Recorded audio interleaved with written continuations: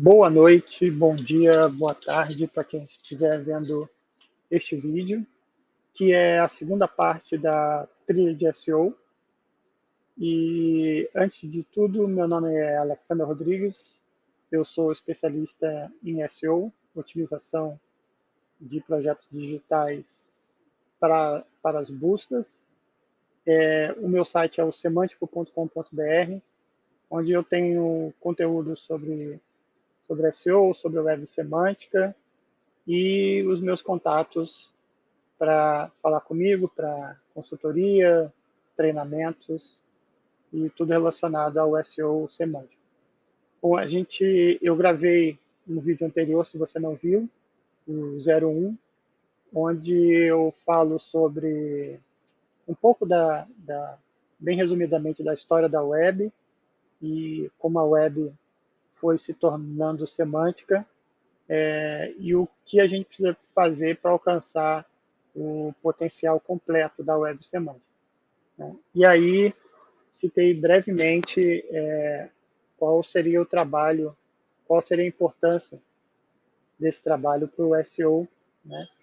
Que nada mais é do que melhorar os projetos, os conteúdos, os sites, blogs, etc., para que os algoritmos consigam ter mais certeza na hora de recuperar a informação e entregar na mão de quem faz a busca. Hoje eu vou falar sobre alguns estudos de caso, né? 3 estudos de caso, na verdade. Não são bem estudos de caso, eles são mais resultados do trabalho, porque é normal as pessoas perguntarem, tá, eu achei muito, muito interessante a estratégia, faz sentido, mas isso dá resultado? Né? Você já teve algum resultado com isso? E eu costumo mostrar esses 3 resultados porque eles são de áreas completamente diferentes, né? Eles foram desenvolvidos em períodos de tempo bem distintos. Então, os primeiros, eu estava começando a desenvolver os meus conhecimentos e as estratégias do SEO semântico, né? No segundo já estava um pouco mais maduro, mas ainda não com tudo que eu uso hoje em dia.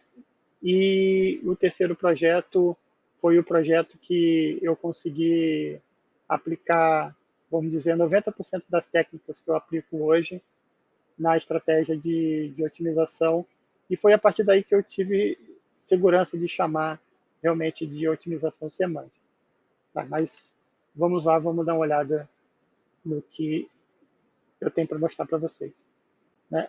Primeiro, eu vou fazer a afirmação que, para mim e para outros profissionais do SEO, a otimização semântica é o futuro do SEO, né?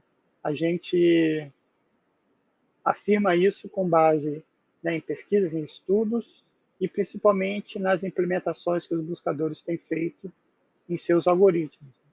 Eles estão cada vez mais capazes de entender o sentido, né, os contextos e entender o conteúdo que a gente coloca na web de forma bem clara, né, e aumentando a taxa de certeza, de bons resultados, né? Apesar da gente ainda ter um caminho bem grande para caminhar para que os buscadores consigam entregar 100% de todas as buscas, né, com resultados muito bons ou ótimos, a gente pode afirmar que já começamos a andar nesse caminho, principalmente nos desenvolvimentos que o Google tem feito, né? Mas antes, eu queria dar um passo atrás e fazer um pequeno review da semana passada, né? O que a gente viu, eu já falei um pouco lá no início. A gente falou sobre a web semântica, o que a gente precisa fazer para que a web se torne realmente semântica, os problemas que a gente tem, os desafios, as oportunidades. E a gente viu que a busca semântica ela visa gerar resultados que sejam mais relevantes na hora que procura compreender primeiro as intenções do pesquisador, né? o que a pessoa que está pesquisando realmente quer, qual é a intenção dela com aquela pergunta, e o significado do contexto dos termos que ele usa, né? O que dentro do determinado contexto de uma pergunta, aqueles termos que compõem a frase que ele usou, ou as palavras, qual é a relação entre eles, o que isso significa, né? E quando esses termos aparecem, né, no espaço de dados pesquisáveis, né, no outro vídeo a gente falou sobre a web de dados, né, e que os buscadores têm acesso a uma parte desses dados, né? Então, quando esses termos aparecem nesse espaço de dados que podem ser pesquisáveis, seja na web ou em sistemas fechados, o buscador começa a melhorar a precisão da pesquisa. Quando ele consegue cruzar a intenção da busca com o contexto e o significado dos dados, né, que ele consegue acessar, ele começa a ter certeza do que ele está entregando. E como é um algoritmo que aprende, quanto mais resultados bons ele entrega, mais certeza ele vai tendo dos resultados que ele entrega. Isso pode ser bom ou isso pode ser ruim. Né? Pode ser um viés de confirmação, né, de um resultado que é entregue e tem um problema, como, por exemplo, resultados racistas, e que o algoritmo entende que aquele resultado é um bom resultado e reafirma, né, e traz de novo para perguntas parecidas ou relacionadas àquele mesmo resultado. E aí ele confunde a intenção de busca e entrega um resultado racista. E aí realmente gera uma crise. A gente já teve exemplos disso, principalmente com o Google, né? Então, o que a gente vai... Não é aprender, o que a gente vai falar hoje, né? A gente vai ver resultados em projetos de otimização semântica para blogs, né, com conteúdo basicamente em texto, otimização semântica para um e-commerce na área de moda e a otimização semântica para um site de vídeos, né? Então vamos começar com a otimização semântica para blogs.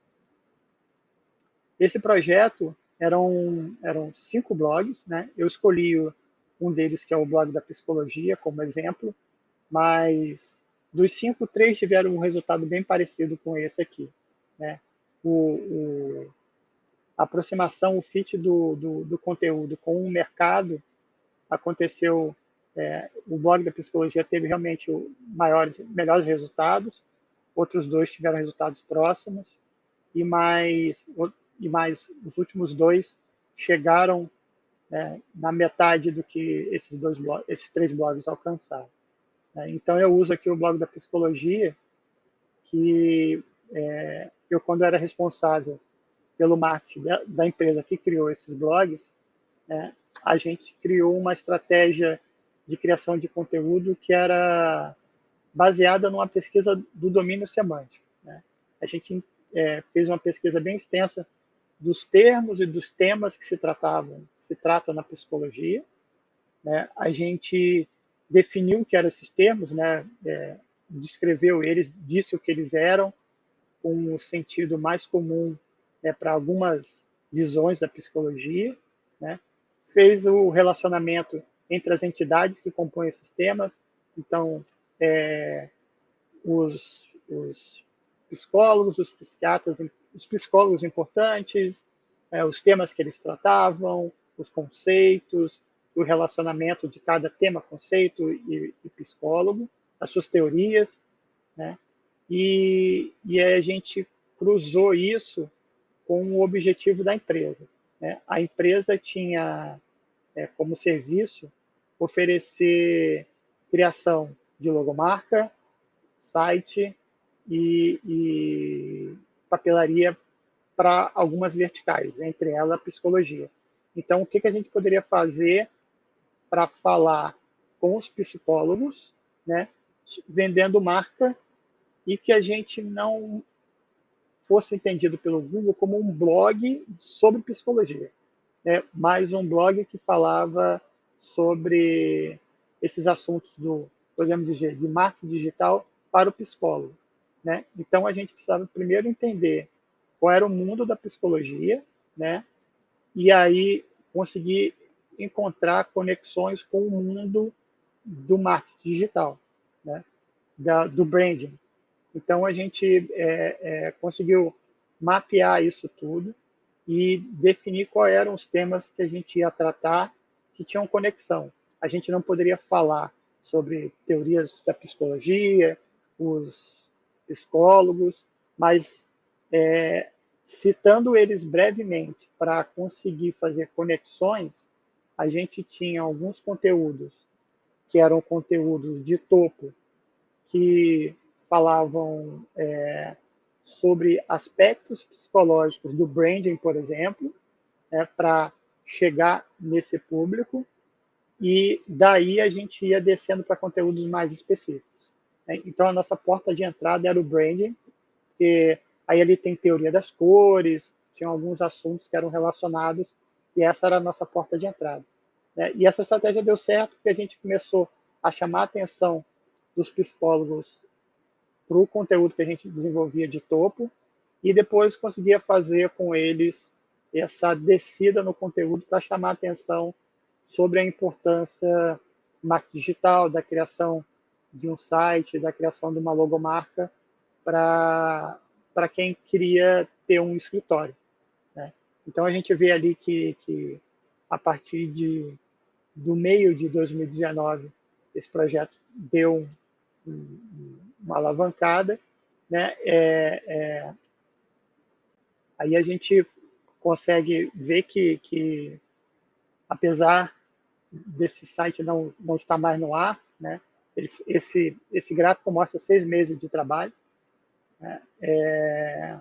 O conteúdo parou de ser atualizado quando eu saí da empresa, né? Mas na última análise que eu fiz, os resultados de impressão de clique continuavam a crescer, mesmo sem nenhum conteúdo novo, né? Então, ele estava chegando realmente em pessoas novas, entrantes, que estavam procurando sobre esse assunto, né?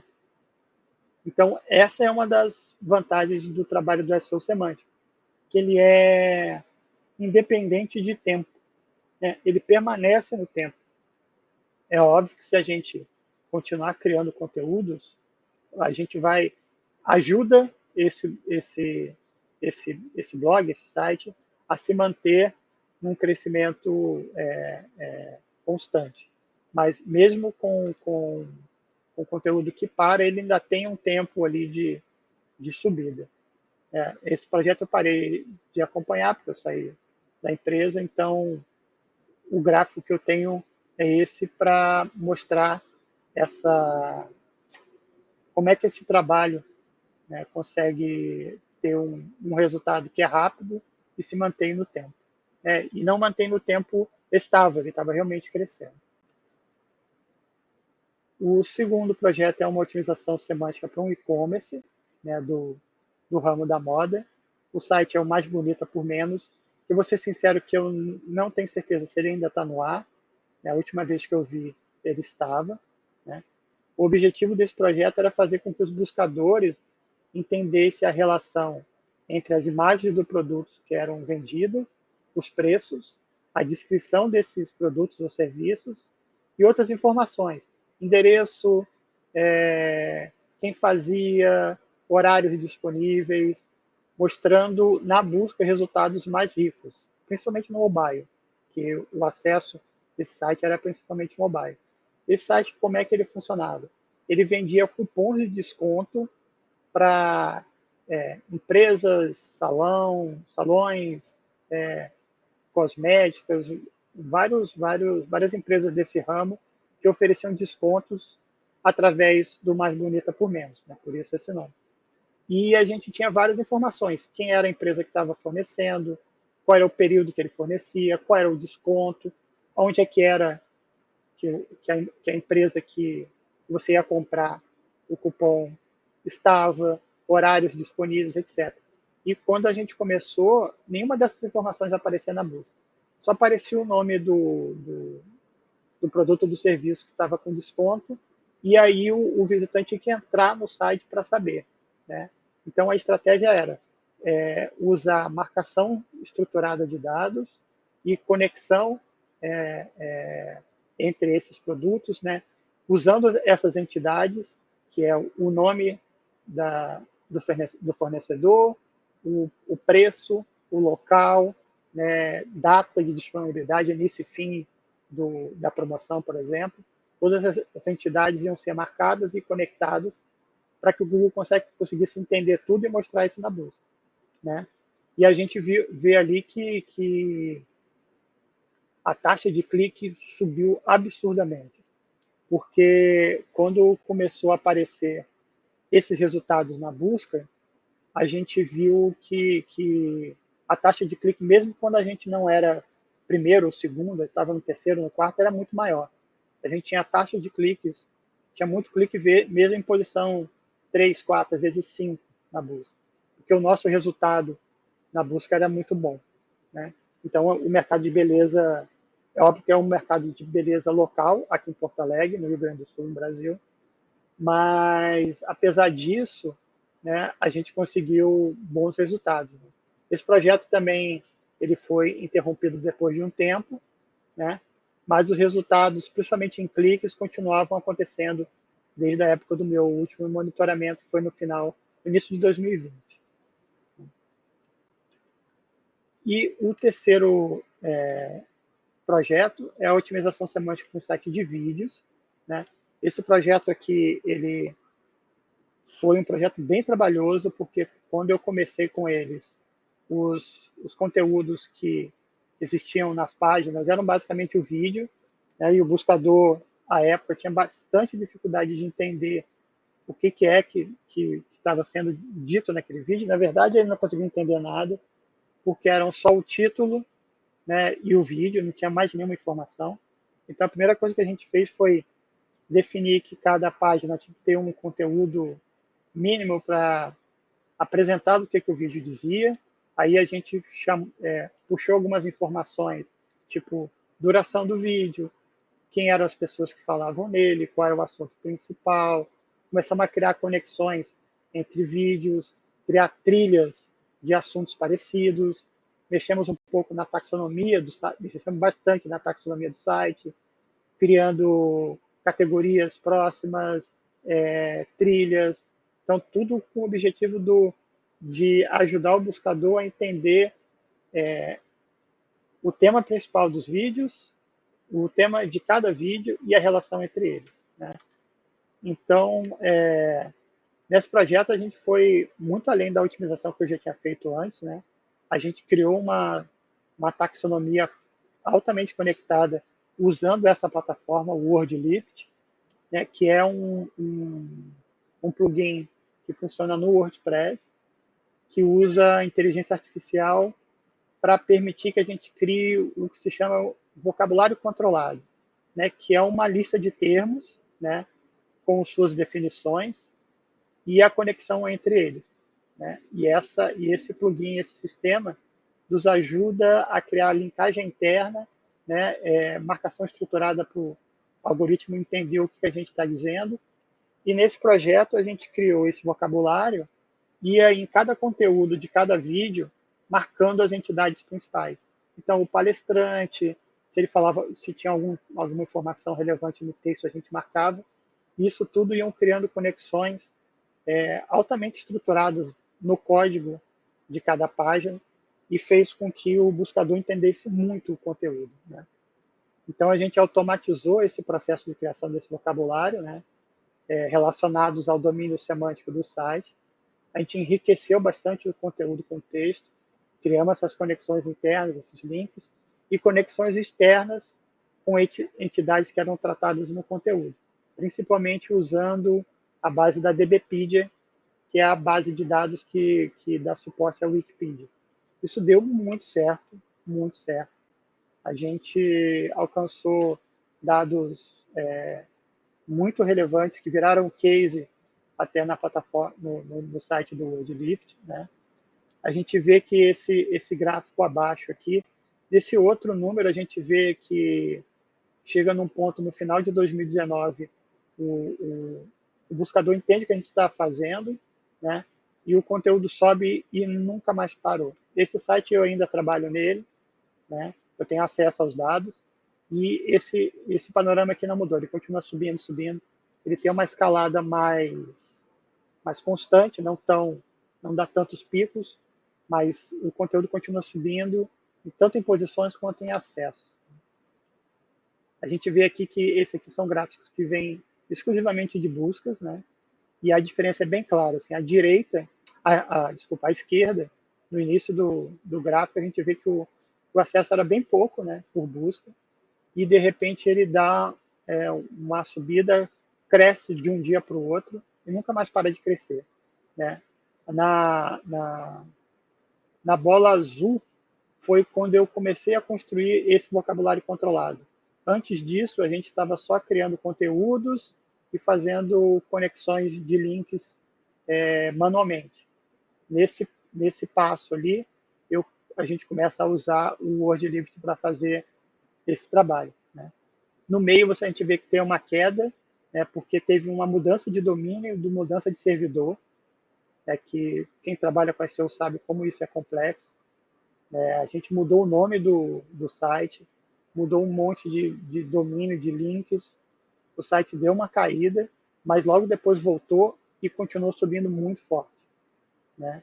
Então, esse projeto é um projeto que deu muito certo, né? Tanto que ele virou case na plataforma, no site do WordLift, e ele continua trazendo muito acesso. Uma história curiosa que eu costumo contar sobre esse projeto é que ele trouxe tanto tráfego orgânico que o servidor que hospedava os vídeos da plataforma entrou em contato com a gente e cancelou o contrato, porque eles não conseguiam mais fornecer servidor para o nível de acesso que a gente tinha.